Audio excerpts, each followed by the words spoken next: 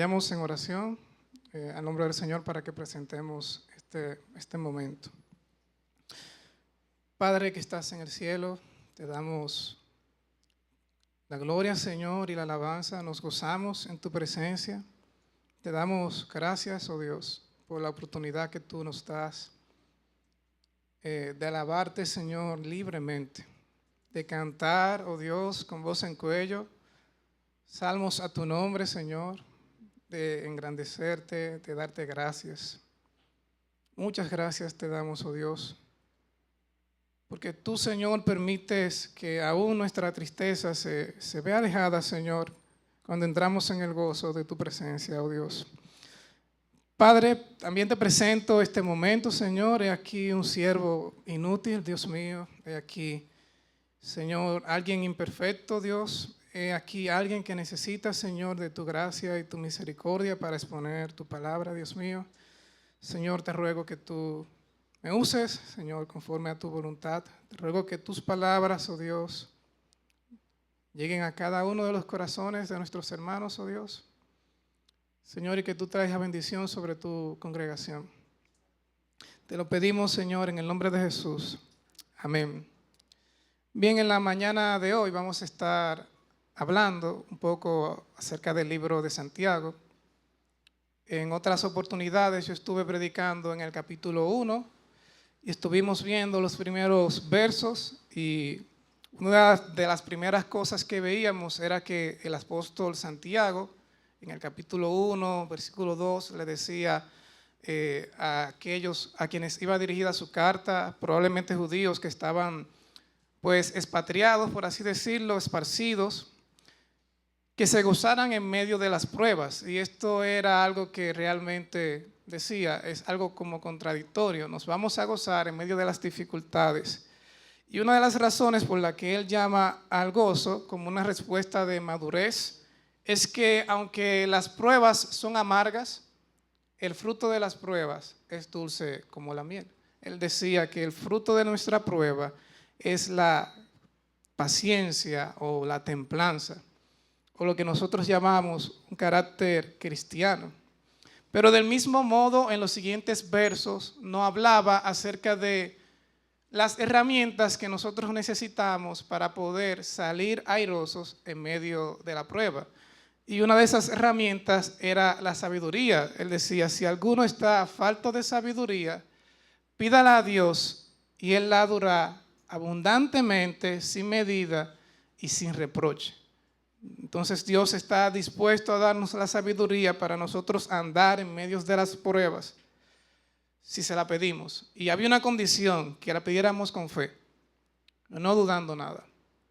Porque el que dudaba era como un hombre que era llevado por la ola del mal, para acá y para allá. Una persona de doble ánimo. Así que las pruebas, así como el oro es probado por el fuego para poder tener un oro puro, así como las uvas son machacadas para poder tener un vino de excelente calidad, así como una mujer tiene un embarazo 9 meses y sufre dolores de parto para luego tener la felicidad de un niño en sus manos, asimismo las pruebas obran en nosotros. El Señor nos somete a un tiempo de dificultad, de tristeza o de angustia para sacar de nosotros o completar en nosotros su obra y obrar en nosotros la salvación y el carácter de Jesús para que seamos perfectos como Él. Así que las pruebas obran realmente en beneficio de quien la recibe. Es decir, no es para el Señor saber si somos o no somos, sino para el Señor hacernos más como Él. Así como un atleta se somete con mucho rigor a muchas dificultades, muchos ejercicios, de esa misma manera las pruebas obran también en nosotros. O imaginemos a un soldado. Nosotros nunca, bueno, por lo menos yo no he vivido época de guerra en este país, pero imaginen un soldado y el sufrimiento de un soldado. Tener que pasar por muchas órdenes, muchas misiones, muchos ejercicios, a veces con esa escasez de comida, otras veces con escasez de agua, muchas veces en contra de su voluntad, pero al final tenemos un carácter, una paciencia, una templanza que se lo da solamente el fruto de esa prueba. Sin la prueba no era posible tenerla. O no sé si algunos de ustedes se ha ejercitado alguna vez, pero si usted nunca ha corrido 1 kilómetro, cuando usted intente correrlo, no va a llegar. Si nunca lo ha corrido, no va a llegar al kilómetro. Ni va a poder animar a otro a correr 1 kilómetro. Y si le ponen 10, todavía mucho más. Pero no solamente eso, es una prueba de resistencia y por lo tanto no es algo que lo hagamos y ya, sino que es gradual y con el tiempo. De ese mismo modo, las pruebas obran en nosotros. Y viendo esos primeros versos y esa introducción, en el día de hoy nos vamos a concentrar en los versos 12 al 18, que sería como una continuación del mismo tema. Y una vez lo leamos, me haré una aclaración para que no haya ninguna confusión. Si se fijan, nosotros venimos hablando de pruebas y a partir del versículo 12, Santiago empieza a hablar de tentaciones. Amén. Entonces, Santiago, capítulo 1, versículo 12, voy a leer en una nueva versión internacional, dice: dichoso el que resiste la tentación, porque al salir aprobado recibirá la corona de la vida que el Señor ha prometido a quienes lo aman. Que nadie al ser tentado diga, es Dios quien me tienta, porque Dios no puede ser tentado por el mal, ni tampoco tienta a Él a nadie. Todo lo contrario, cada uno es tentado cuando sus propios malos deseos lo arrastran y seducen. Luego, cuando el deseo ha concebido, engendra el pecado, y el pecado, una vez que ha sido consumado, da a luz la muerte. Versos 16. Mis queridos hermanos, no se engañen. Toda buena dádiva y toda perfecta bendición descienden de lo alto, donde está el Padre que creó las lumbreras celestes y que no cambia ni se mueve como las sombras. Por su propia voluntad nos hizo nacer mediante la palabra de verdad para que fuéramos como las primicias o los primeros frutos de su creación. Amén. Señor, gracias por tu palabra. Dios mío, una vez más te pido que, Señor, que tú la bendiga y que sea puesta, Señor, con claridad y con fidelidad. En el nombre de Jesús, amén y amén. Como les comentaba, desde el verso 1 estamos hablando de prueba y pareciera que Santiago cambia de tema. Pero la verdad es que en el original, prueba y tentación utilizan el mismo término. La única diferencia es el contexto o el fin con el que se usa la palabra. Generalmente prueba es lo que se utiliza para un bien y tentación para inducir al pecado o al mal. Entonces, incluso en algunas versiones lo que hacen es que traducen pruebas y tentaciones. Las pruebas pueden venir de Dios, pero las tentaciones vienen de nosotros mismos. Y empezando con el versículo 12 dice, dichoso el que resiste la tentación. Una vez más, a ninguno de nosotros nos gusta estar metido en tentaciones. Nadie quisiera estar presionado a hacer el pecado, sobre todo si esa persona quiere agradar a Dios. Más el texto dice, dichoso el que resiste la tentación. Y es una aparente contradicción. ¿Cómo alguien puede ser feliz fuera del placer? Y cuando digo placer, me refiero a gratificación. Sin ninguna gratificación. Se requiere un enorme grado de fe, madurez, confianza y dependencia en Dios para poder resistir y guardar su palabra. Para poder tener esa autodisciplina en medio de esa situación que nos llama o nos empuja a en ese momento desobedecer a Dios. Esa palabrita que quizás escuchamos desde nuestro corazón, hazlo, dale, peca, solo un momento, quizás en enojo, se requiere realmente de una gran confianza en el Señor. Y sea de pies o de rodillas, aguantamos. Y digo de rodillas porque a veces, con mucha fortaleza, decimos no al pecado. Pero otras veces, raneándonos en el suelo, como hombres débiles que somos, logramos aguantar. La resistencia, la persistencia, aguantar, es una cualidad que se necesita en el éxito humano. Todos los que tienen negocios, todos los que han emprendido, todos los que han inventado, han persistido. Pero también es una cualidad mucho más necesaria para lograr el éxito cristiano, para permanecer, para resistir, para mantenerse firme, para mantenerse arraigado.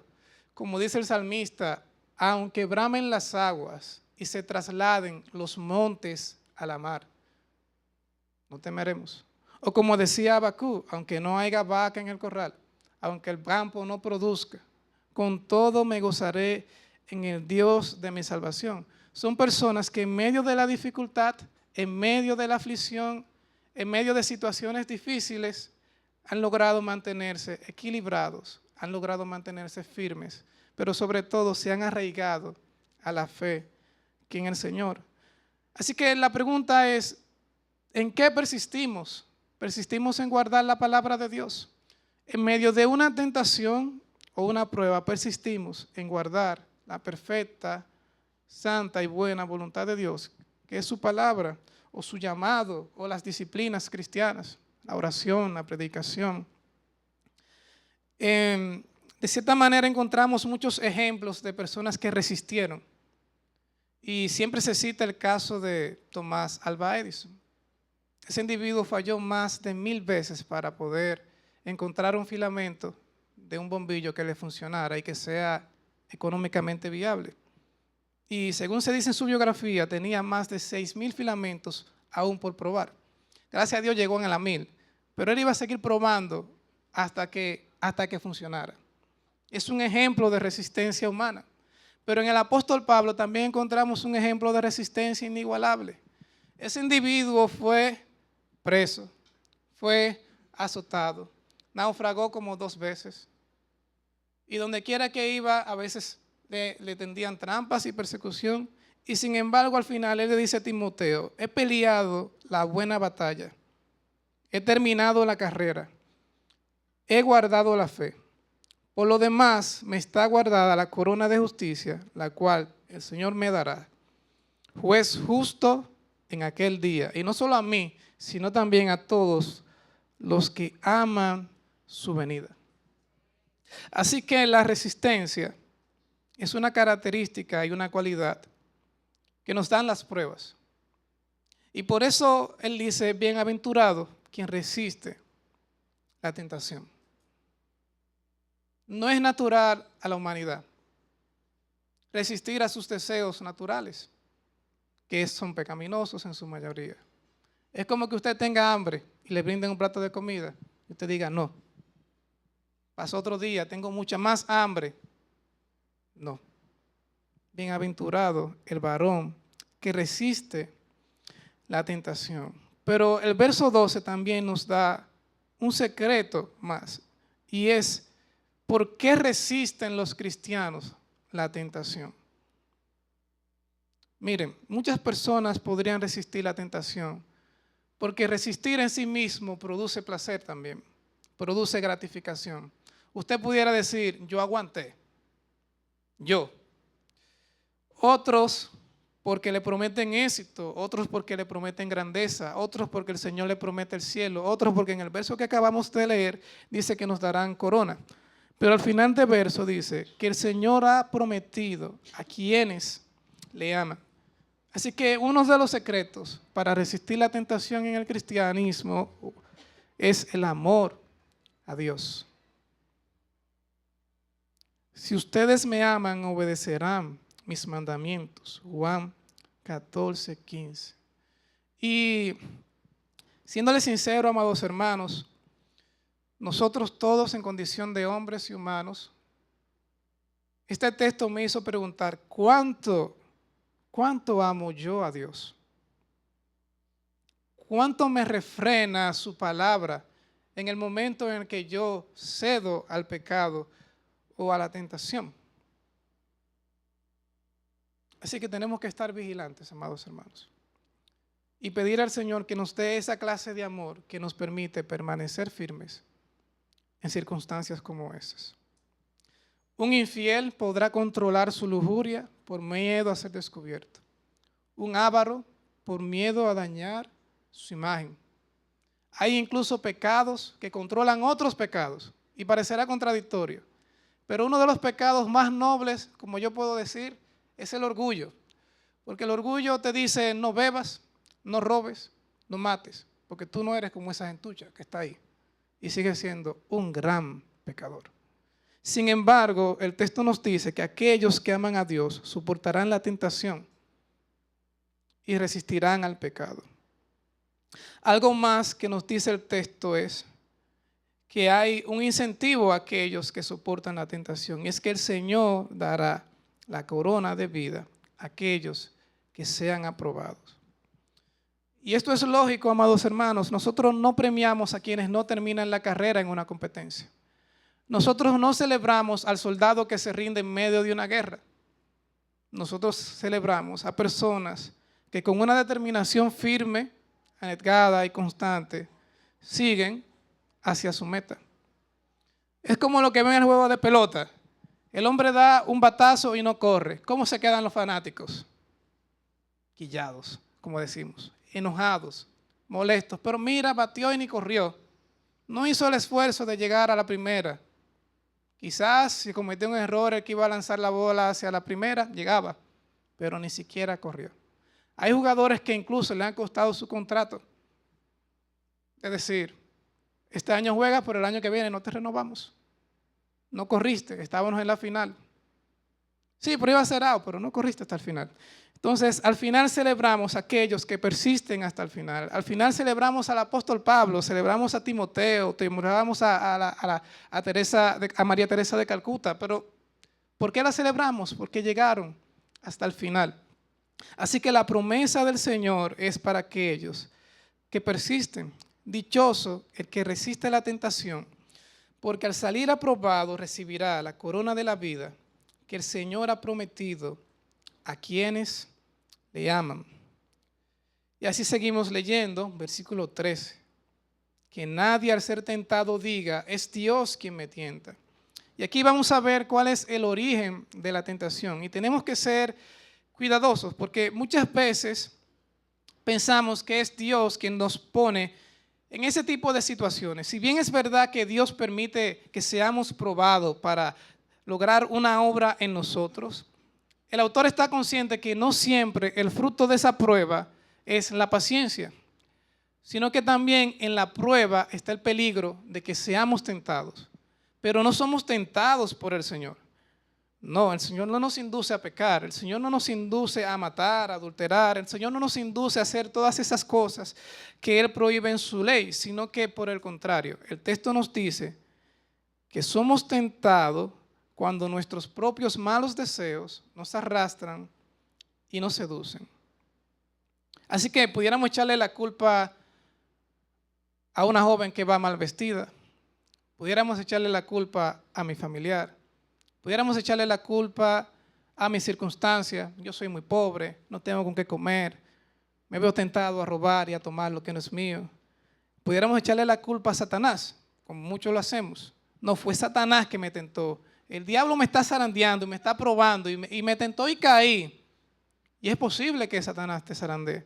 Pero lo que el texto te está diciendo es que esa tentación no tendrá lugar en ti si tus propios deseos no te seducen y te arrastran a hacer el pecado.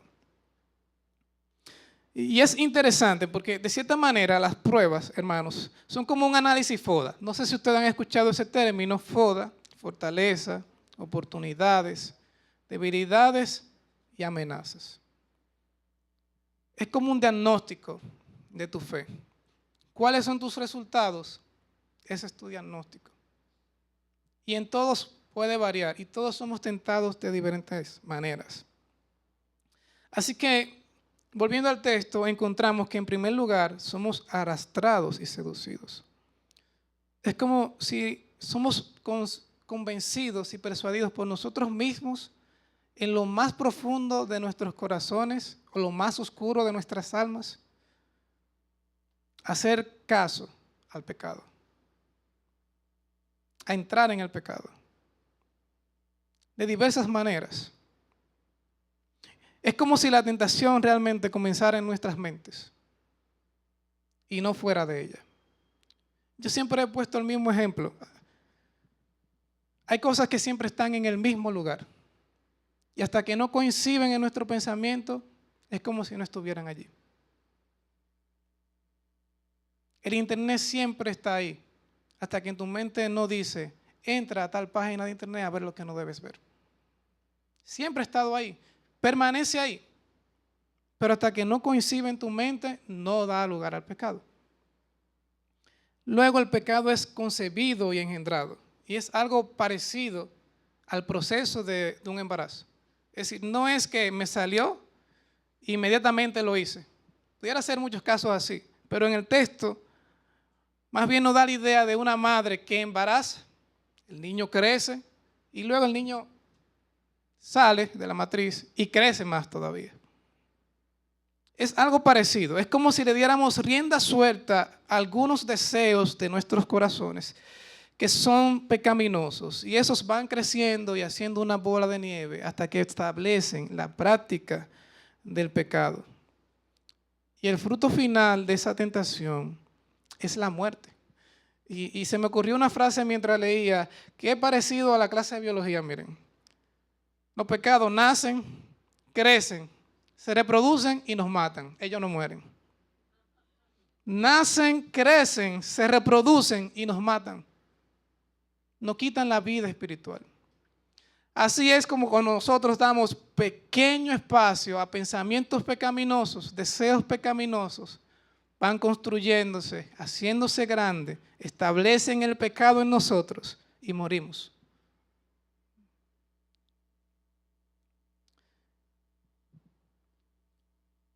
Todos hemos pasado por ahí, muchas veces.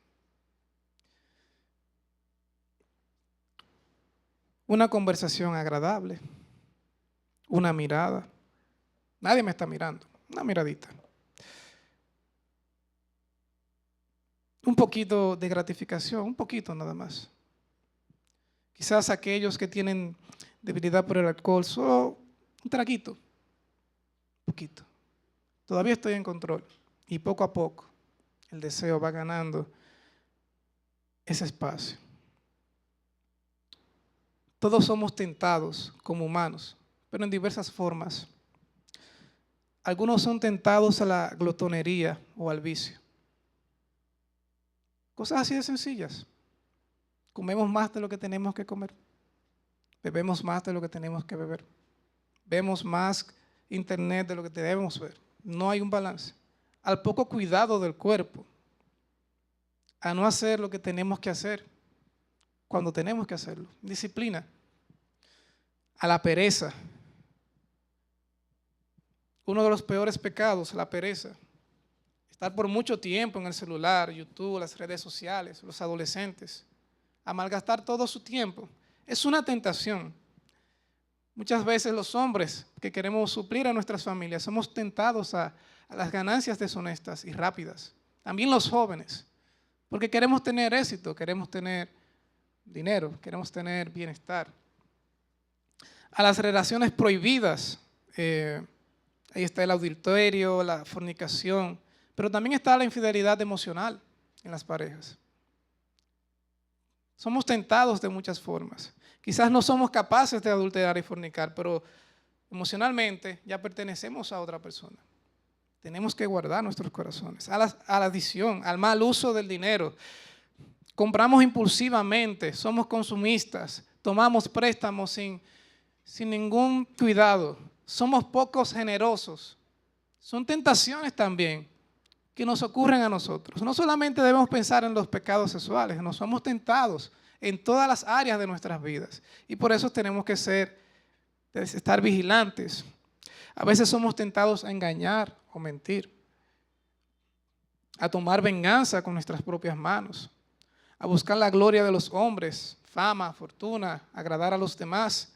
A veces cuando uno es adolescente también hay un grupo y uno quiere caer bien en ese grupo. Y a veces tú quitas un poco de tu fe y la echas a un lado para poder entrar en ese grupito de la universidad, por ejemplo. Son tentaciones. Somos tentados a envidiar y a celos. Somos tentados a desobedecer a nuestros padres o desobedecer a las autoridades. Somos tentados a probar lo prohibido, lo que sabemos que no está bien, a vivir como el mundo vive, a no priorizar lo importante y concentrarnos en cosas pasajeras, o como la Biblia dice, a crear tesoros en la tierra. Son muchos tipos de tentaciones. Esas son las que me llegaron, pero yo sé que muchos de ustedes pudieran agregar más al listado. Así que constantemente somos tentados. Y también muchas veces estamos metidos en diferentes pruebas, y yo listé algunas aquí. La prueba del fracaso. No sé si alguno la ha probado. ¿Alguno ha emprendido un negocio? ¿Alguno ha emprendido un ministerio para el Señor y todo ha salido mal? ¿Qué momento más difícil como decir, pero Dios mío, estoy haciendo tu voluntad y como quiera la cosa no sale? La prueba del desprecio de otros por tu fe. Cuando estamos en lugares donde ser cristiano es algo que te quita, algo indeseado. La prueba del desempleo, esta es bien difícil. ¿Qué momento más apremiante el de ver a tu familia con necesidad y tú no poder suplir? Muchos pasamos por esa prueba y en medio de esas pruebas nuestros deseos nos pueden meter en tentaciones. La prueba de la depresión. Gracias a Dios yo no he estado ahí, pero sé que es un lugar muy difícil de salir. La prueba de la enfermedad. Muchos hemos visto en este año, muchos de nuestros hermanos, estar en constante sufrimiento por enfermedades en sus cuerpos. Son pruebas completamente difíciles en las que el Señor obra, pero también en las cuales, si no respondemos de la manera adecuada, podemos entrar en tentación. Así que hemos visto la dicha de resistir las tentaciones. Dichoso quien resiste la tentación. Hemos visto el origen de las tentaciones que surgen de nuestros deseos, nuestro interior. Y por último, Santiago también hace una observación muy importante a partir del verso 16. Mis queridos hermanos, no se engañen. Toda buena dádiva y toda perfecta bendición descienden de lo alto, donde está el Padre que creó las lumbreras celestes y quien no cambia ni se mueve como las sombras. Toda buena dádiva y todo lo bueno que recibimos, en contraste contra alguien que está siendo tentado y que pudiera pensar, el Señor me ha metido aquí. No, Él está diciendo, no te engañes. Él no puede ser tentado. Y Él no tienta a nadie. Por el contrario, toditito lo bueno que tú recibes, todo lo bueno, toda buena bendición, vienen del Señor. Y nos da aún más seguridad y más consuelo. No solamente vienen de Él, Él no cambia. Hoy Él no te va a hacer bien y mañana te va a hacer mal. Hoy Él no tendrá la intención de salvarte y mañana te enviará al infierno. Hoy Él va a enviar su hijo a morir y mañana va a cambiar de opinión. Mira, yo como que no estaba muy seguro de eso que hice. Vamos a darle para atrás. Vamos a echar la salvación para atrás, toditos se fueron, terminamos el negocio. No, Él no es como nosotros. Él no cambia. Hay una frase que dice, no es posible que un hombre se bañe 2 veces en un mismo río. Porque ni es el mismo río, ni es el mismo hombre. Nosotros vivimos en constante cambio. Hoy estamos alegres, mañana estamos tristes. Hoy estamos de acuerdo con una política, mañana estamos en contra. Hoy creemos algo, mañana esa creencia puede cambiar un poco. Y fruto de nuestro pecado también pudiera ser que por las mismas situaciones en las que estamos, cambiemos. Algunos me dicen que uno nunca termina de conocer a su esposa. El pastor me dirá si es verdad o no. Pero ciertamente ninguno puede decir que conoce a su esposa 100% o que conoce a sus hijos. Vivimos en constante cambio. Incluso hay cosas de nosotros que nosotros no la conocemos y que otros sí conocen de nosotros. Sin embargo, Él nos dice que en Él no hay sombra de variación. Él no es como cuando nosotros nos paramos en medio del sol. Si estoy aquí, son las 12, la sombra está ahí. Cuando termina la tarde, la sombra está por allá. No, en Él no hay sombra de variación. Es fijo.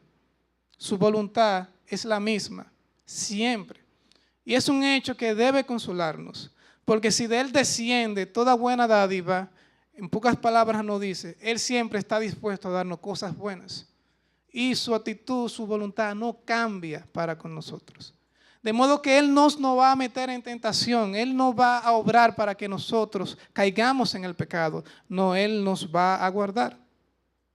Él dice en Malaquías, yo Señor, el Señor, no cambio. Por eso ustedes, descendientes de Jacob, no habéis sido consumidos. El apóstol Pablo dice, si nosotros somos infieles, Él es fiel.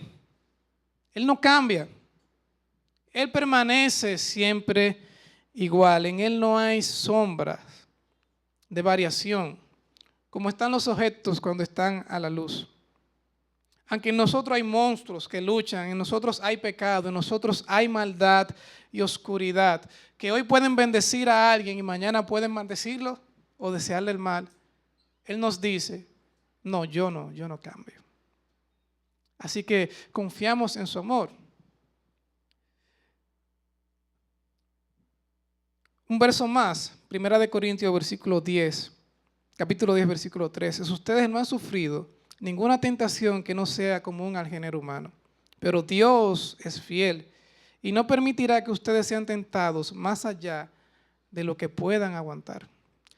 Más bien, cuando llegue la tentación, Él les dará también una salida a fin de que puedan resistir. Ese es el Dios que no cambia. Él no someterá a nadie a algo que sea insoportable, tanto que no pueda aguantar, sino que más bien nos promete una salida junto con la tentación. También vemos en el verso siguiente que Él nos ha dado el don perfecto, y yo creo que una de las cosas más importantes que el Señor nos ha dado es a su Hijo Jesús. Nos ha dado la salvación, nos ha dado la palabra de verdad. El Señor nos ha dado todo eso. Y agradecemos al Señor que nos haya dado todo eso. También Él dice que nos hizo nacer de su propia voluntad. Nosotros estamos aquí no por nuestra voluntad, sino por la voluntad de Dios. Es como nosotros al momento de llegar al mundo. ¿Quién de ustedes eligió cuándo, dónde, de quién nacería? Eso no es voluntad de nosotros. A nosotros nos pusieron aquí. Bueno, de esa misma manera, Él nos está diciendo, ustedes nacieron por mi voluntad. Para vida, por mi voluntad. Ustedes fueron salvos por mi voluntad. Ese Dios es el Dios que no cambia. De modo que no solamente nos está diciendo, de Él vienen todas las cosas buenas, sino que en su voluntad solamente Él y por medio de Él somos salvos, porque Él fue el que nos hizo nacer. Ninguno de nosotros se engendró a sí mismo de manera humana. No, yo no sabía que mi mamá me tenía, es más, mi mamá no tenía planes tampoco. Ella nos dijo, va a ser varón, van a ser tardía, hasta eso escapa a ella. Sin embargo, aquí nos dice que Él nos hizo nacer de su propia voluntad. Y, amados hermanos, esto es algo también que nos da bastante consuelo. Porque si bien es verdad que somos probados y pudiéramos pasar las pruebas, crecer en el Señor y madurar, al mismo tiempo somos humanos y nuestros deseos pudieran llevarnos a pecar. Y en vez de tener un ascenso, tener como si fuera un pequeño retroceso. Subimos, caemos un poco. Sin embargo, a pesar de todo eso, Él nos dice que nosotros estamos aquí por su voluntad.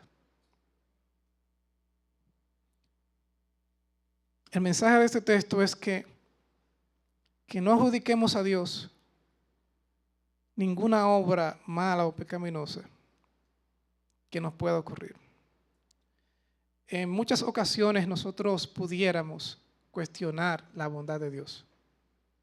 Pudiéramos cuestionar el propósito de Dios. Pudiéramos dudar de si Dios es bueno o no es bueno. Pudiéramos decir, Señor, ¿por qué me metiste aquí? Somos humanos, pudiéramos hacerlo. Pero el texto nos dice que Él no es así. Nos dice que Él es bueno y misericordioso. Y nos dice que Él nos ha dado vida por su palabra, cuando nosotros no podíamos tener vida. Ese es un tremendo don y una tremenda bendición.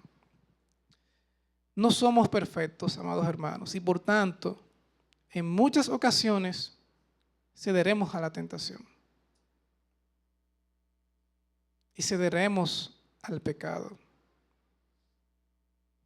Y una muestra de que Dios es bueno es Primera de Juan, versículo 2. Mis queridos hermanos, os escribo estas cosas para que no pequéis. Pero si alguno peca, tenemos ante el Padre a un intercesor, a Jesucristo el justo. Él es el sacrificio por el perdón de nuestros pecados, y no solo por los nuestros, sino por los de todo el mundo. ¿Has pecado, amado hermano? Ven o vayamos a la presencia del Señor en arrepentimiento y encontraremos el perdón. ¿Has sido probado? ¿Has fallado en tu prueba? Reconoce tu pecado y tu debilidad. Y pide al Señor sabiduría en fe para poder triunfar en medio de la tentación y en medio de la prueba. Porque de seguro que todos vamos a ser probados en muchas áreas de nuestras vidas, en muchos momentos. Y muchas veces fallaremos. Pero Dios también ha prometido estar con nosotros y ha prometido darnos una salida. Así que pidamos, como en la oración del Padre Nuestro, no nos metas en tentación, líbranos. Ayúdanos a ver esa salida que tú siempre pones delante y que muchas veces el pecado no nos permite ver, o nuestro deseo descontrolado, ya agrandado, no nos permite manejar. Como somos todos humanos, todos somos probados en las mismas cosas. Las mismas cosas. Nada ha cambiado.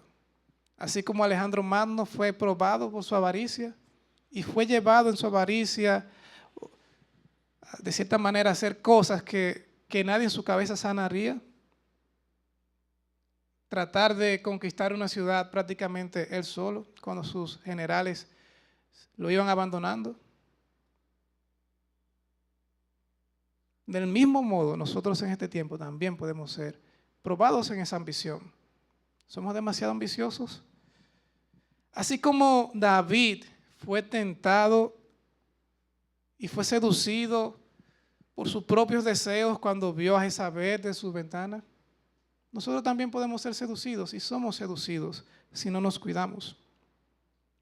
Así como los hijos de hace 100 años fueron tentados a desobedecer a sus padres, créanme, jóvenes, ustedes también serán tentados a desobedecer a sus padres. Incluso nosotros que estamos grandes ya y tenemos hijos, muchas veces somos tentados a no honrar a nuestros padres, por la razón que sea. Son las mismas tentaciones, somos los mismos humanos, pero he aquí este maravilloso regalo. Si alguno ha pecado, tiene un intercesor que es justo. Y ese intercesor es Cristo Jesús. Cristo Jesús. Él es el sacrificio de Dios para dar perdón a nuestros pecados. Él es esa gotita de esperanza, de aliento, que una vez que has fallado y reconoces, Señor, ¿qué he hecho? Te da la gracia para venir delante de Dios, arrepentirte y recibir su perdón. Y una cosa más es que oremos al Señor para que nos ayude a reaccionar a tiempo. Porque algunas prácticas se convierten en prácticas permanentes y luego son muy, muy difíciles de erradicar. Una vez el pecado ha dado a luz, se ha engendrado, ha crecido, lo más probable es que moramos espiritualmente. Así que, amados hermanos, oremos. Padre, que estás en el cielo, te doy gracias por este tiempo, Señor, que tú nos has dado. Señor, sabemos que en nuestra debilidad y nuestra humanidad no siempre te hemos amado como es debido. No siempre hemos sido fieles como es debido. Muchas veces hemos sido más que inútiles, Señor. Muchas veces nos hemos dejado llevar por nuestros deseos pecaminosos. Muchas veces te hemos negado con nuestros pensamientos. Mas tú, Señor, que eres justo, oh Dios, nos das el perdón si venimos a ti en arrepentimiento, Señor, y venimos a ti, Dios mío, humillados, pidiéndote, Señor, que nos perdones cuando hemos fallado. Señor, y que nos des la sabiduría y la fe, la templanza, el autocontrol, Señor, para aún en situaciones difíciles permanecer arraigados a tu palabra. Señor, sabemos que tú eres un Dios misericordioso y de amor. Pedro te negó, Señor, y tú le restauraste. Así te pedimos, oh Dios, que si hemos fallado, si te hemos negado, si hemos pecado, si alguno de nosotros, oh Dios, está en proceso a una tentación, a establecer un pecado en su vida, Señor, te rogamos que tu Espíritu, Señor, nos toque y nos despierte, Dios mío, y nos ayude a vencer. Te lo rogamos, Señor, en el nombre de Jesús. Amén. Amén. Bien, yo entrego a nuestro pastor para tomar la Santa Cena.